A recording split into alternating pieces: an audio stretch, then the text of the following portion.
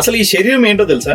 మీరు గాని యోబు గ్రంథం గాని చూస్తే, యోబు గ్రంథము 7వ అధ్యాయము 5వ వచనం, నా దేహము పురుగులతోనూ మంటి పెళ్లలతోనూ కప్పబడి ఉన్నది. ఏంటిది? ఈ స్కిన్ ఏంటి? మట్టి. అందుకనే బైబిల్లో రాయబడింది ఏంటంటే, నీవు నరులను మట్టికి మట్టిగా చేయుచున్నావు అంటాడు. అంటే మనం చనిపోతే ఏమైపోతాం? పురుగులు అయిపోతున్నాయి. ఆ తర్వాత మట్టి పెళ్లలో అది మట్టిగా మారిపోతుంది. మట్టికి మట్టిగా మారుస్తున్నావు. ఇప్పుడు వారికి ఇచ్చిన చర్మం ఏంటంట? పురుగులు మరియు ఒకప్పుడు వారికి మహిమ శరీరం ఉంది. ఇప్పుడు అది ఏమైంది?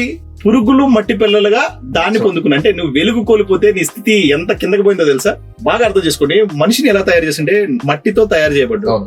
ఆ మట్టికి దేవుడు జీవం పోసి, లేకపోతే ఆయన ఉనికి ఇవ్వడానికి ఆయన తన వెలుగుని దానికి ఇచ్చినప్పుడు దేవుని వెలుగు వచ్చింది. దేవుని వెలుగు పోయిన తర్వాత వీరు ఏమైపోయారు? ఒట్టివారైపోయారు. దేవుడు ఏమిచ్చాడు? ఇప్పుడు చర్మాన్ని ఇచ్చాడు, లేకపోతే చొక్కాయిని ఇచ్చాడు. చర్మపు చొక్కాయి అని ఉంటుంది అక్కడ, స్కిన్ క్లాత్. దేవుడు మహిమ కోల్పోతే వారు ఒంటిపైన ఉంది ఏంటి? పురుగులు మరియు మట్టి పిల్లలు.